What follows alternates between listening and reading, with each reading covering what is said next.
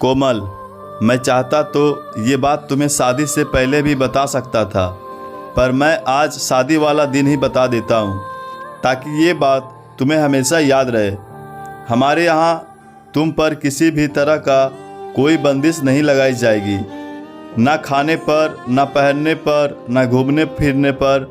बस तुम्हें एक ही बात का ध्यान रखना है, अपने सास ससुर यानी मेरे मम्मी पापा को बहुत आदर मान देना है। उनकी किसी बात का प्रतिरोध नहीं करना है, ना उनसे बहसबाजी करनी है, ना उन्हें पलट कर जवाब देना है। अगर इस बात का ध्यान रखोगी तो हमेशा सुखी रहोगी। वैसे मेरे मम्मी पापा दोनों ही बहुत सीधे और सरल स्वभाव के हैं। तुम पर किसी तरह की कोई पाबंदी नहीं लगाएंगे और ना कोई रोक टोक करेंगे। बस इतना ध्यान रखना, मेरे मम्मी पापा का अनादर मैं सहन नहीं कर सकता। कोमल चुपचाप पति की बातें सुनती रही। मन ही मन सोचने लगी, अगर किसी तरह का कोई प्रतिबंध नहीं, कोई रोक टोक नहीं, तो वह क्यों किसी से बहसबाजी करेगी। उसे खुशी हुई कि पति ने बात को स्पष्ट कह दिया, किसी गलतफहमी में नहीं रखा। जीवन सहज गति से चलने लगा। 2-3 महीने बीतने के बाद कोमल की मम्मी का फ़ोन आया कि तुम और दामाद जी 1-2 दिनों के लिए मिलकर चले आओ, बहुत याद आ रही है। कोमल के परिवार में उससे बड़ी एक बहन थी जो दूसरे शहर में रहती थी। कोमल की शादी उसी शहर में हुई तो माँ बाप को भी अच्छा लगा कि कम से कम एक बेटी तो उसके करीब ही रहेगी। दोनों बेटियों को उन्होंने शादी में हर संभव दहेज दिया था। उनकी आर्थिक हालत अच्छी थी, इसलिए बेटी दामाद की आवभगत और लेन देन में भी कोई कसर नहीं छोड़े थे। अगले हफ्ते कोमल और नीरज उनसे मिलने गए। नीरज ने कहा कि वह रात को वापस चला जाएगा, लेकिन कोमल 2 दिन रुकेगी। अगले दिन नीरज फिर से उसे लेने जाएगा। उन्होंने भी दामाद की बात को स्वीकार कर लिया। कोमल की मम्मी ने बेटी दामाद के लिए बहुत बढ़िया खाना बनाया। बेटी की पसंद के साथ साथ दामाद की पसंद भी पूछकर हिसाब से तरह तरह के व्यंजन बनाए तथा बड़े प्यार से उन्हें परोसा। इतने दिनों के बाद मम्मी के हाथ का बना खाना खाकर कोमल तो तृप्त हो गई। हर चीज़ की तारीफ किए जा रही थी, जबकि नीरज चुपचाप खाना खा रहा था। 1-2 बार कोमल ने पूछा भी, क्या आपको खाना पसंद नहीं आया? तो नीरज ने नहीं तो अच्छा है कहकर बात खत्म कर दी। अगले दिन रात को नीरज कोमल को लेने के लिए आया। सभी ने मिलकर भोजन किया। उस दिन भी कोमल की मम्मी ने विशेष रूप से दामाद के लिए नए व्यंजन बनाए थे, लेकिन नीरज ने खाने के बारे में एक शब्द भी नहीं कह सका।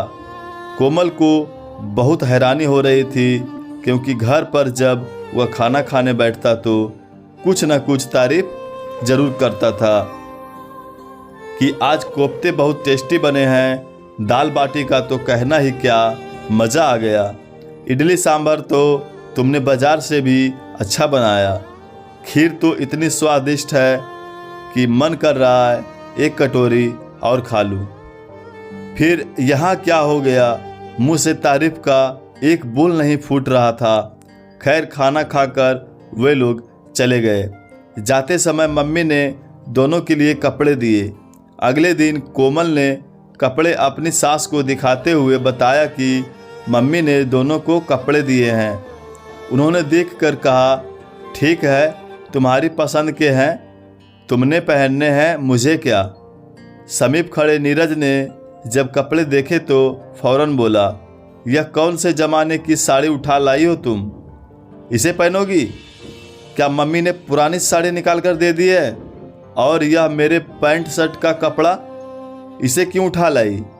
मैं तो रेडीमेड कपड़े पहनता हूँ, तुम्हें नहीं मालूम? इन्हें वापस कर देना, तुम्हारे किसी जीजा जी के काम आ जाएंगे।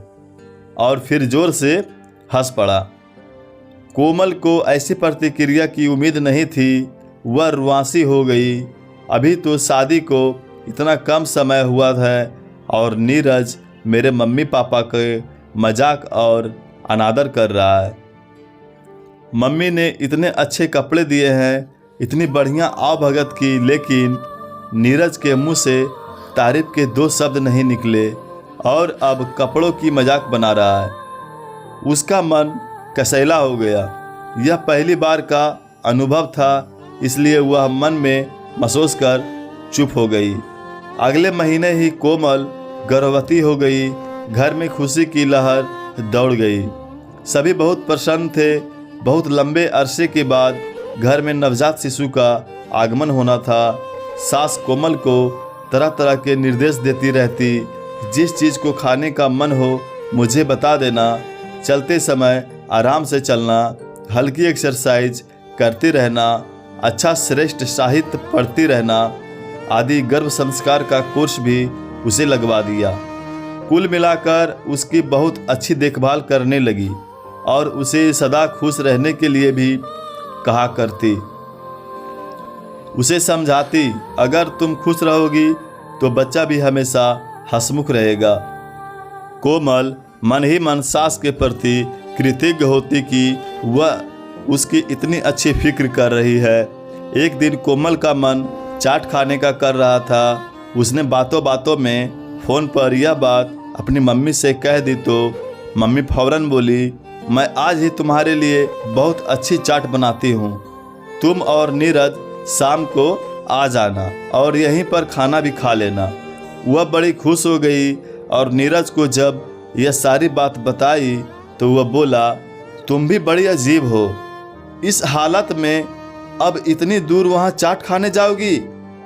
इससे तो अच्छा है मम्मी को यहाँ बुला लो, वो यहाँ सबके लिए चाट बना देगी, हमारे साथ साथ मम्मी पापा भी खा लेंगे। नीरज, यह क्या कर रहे हो? मेरी मम्मी यहाँ आकर तुम सबके लिए चाट बनाएगी, अच्छा लगेगा क्या? उन्हें भी तो उतना ही दूर पड़ेगा, फिर वहाँ तो उन्होंने सारा सामान ला कर रखा होगा, यहाँ आकर वे कहाँ सामान ढूंढते फिरेंगे? इधर की दुकानों के बारे में तो वो जानते भी नहीं हैं। कोमल ने हैरानी से पूछा, इसमें अच्छा बुरा लगने की क्या बात है? अपनी बेटी के लिए तो माँ कुछ भी कर सकती है।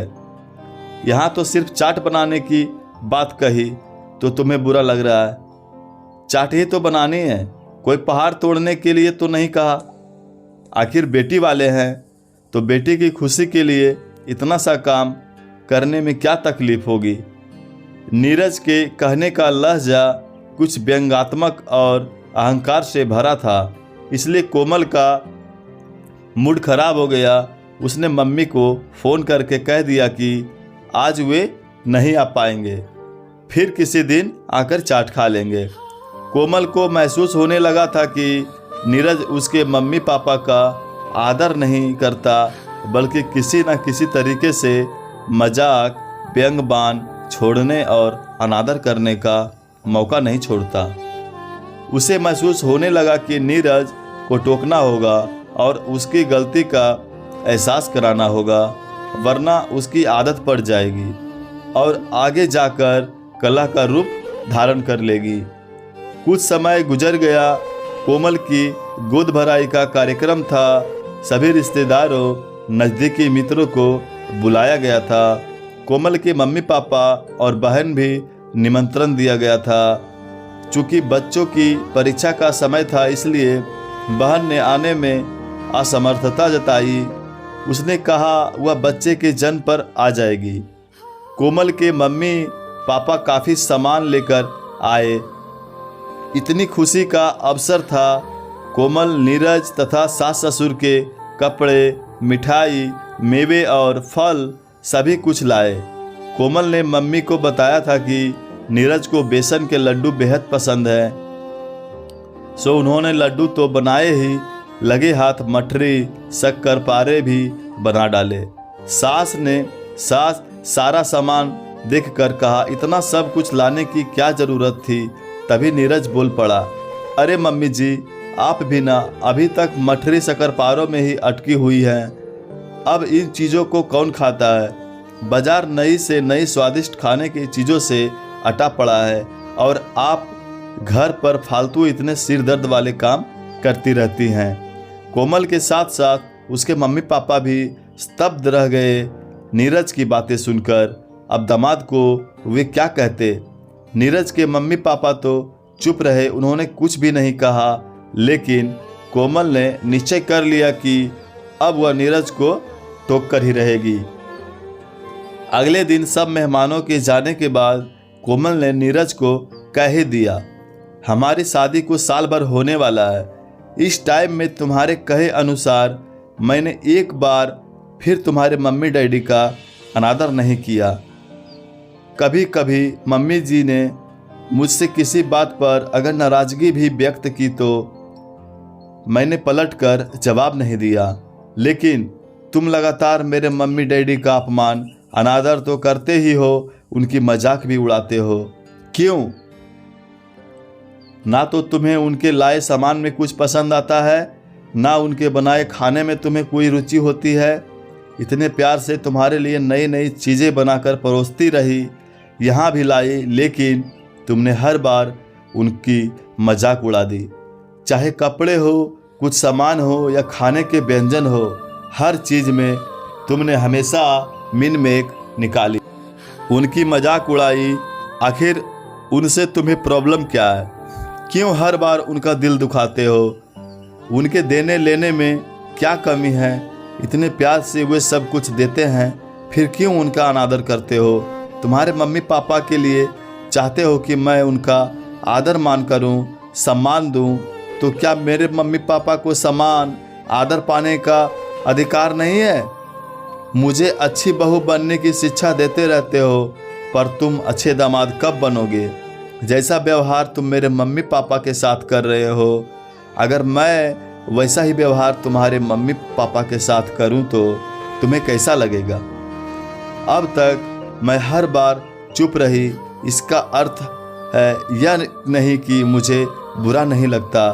मैं सिर्फ इसलिए चुप रही कहीं घर में कलह का वातावरण ना बन जाए। अब तक मैंने बहुत सहन कर लिया, लेकिन अब मैं नहीं करूँगी। कहते कहते कोमल की आंखों में आंसू आ गए। आज पहली बार नीरज को अपनी गलती का एहसास हुआ। उसने बताया कि उसके कुछ दोस्त कहा करते थे, दामाद को रौब से रहना चाहिए, ससुराल वालों पर अपना प्रभाव डालना है तो अपना महत्व, बड़प्पन और अहम दिखाना ज़रूरी है। बस मैं भी उनकी बातों में आ गया और ऐसी हरकतें करने लगा। लेकिन अब मैं समझ गया हूँ कि मैं गलत था। मैं वादा करता हूँ आगे से इस बात का ख्याल रखूँगा। जैसे मैं अपने मम्मी पापा को आदर मान देता हूँ, आगे से मैं भी तुम्हारे मम्मी पापा को वैसा ही आदर मान दूँगा। अब तो खुश हो, अभी नाराज़गी छोड़ दो। तुम माँ बनने वाली हो, तुम्हें तनाव मुक्त रहना है। मेरे कारण तुम भी कुछ समय तनाव में रही, इस और मेरा कभी ध्यान ही नहीं गया। इसके लिए मैं भी तुमसे माफ़ी मांगता हूँ। नम आँखों को पोंछते हुए कोमल ने अपने हाथ नीरज के हाथ में दे दिए और हल्के से मुस्कुराकर उसके गले लग गई। दोस्तों, आज भी कई घरों में ऐसा ही माहौल है जहां पति चाहता है कि पत्नी उसके माता पिता का आदर मान सम्मान करे, लेकिन स्वयं अपने सास ससुर का सम्मान नहीं करता। किसी ने सही कहा है कि जिसको जितना मिलता है वो इतना ज़्यादा ही इतराता है। सास ससुर सोचते हैं कि दामाद की खातिरदारी में कोई कमी नहीं रहे, पर दामाद उसका उल्टा ही करता है। प्रिय पाठकों, आपको कैसी लगी ये कहानी? अपनी प्रतिक्रिया कमेंट बॉक्स में ज़रूर दीजिएगा और चैनल पर नए हैं तो लाइक के साथ सब्सक्राइब करके जाइएगा। धन्यवाद।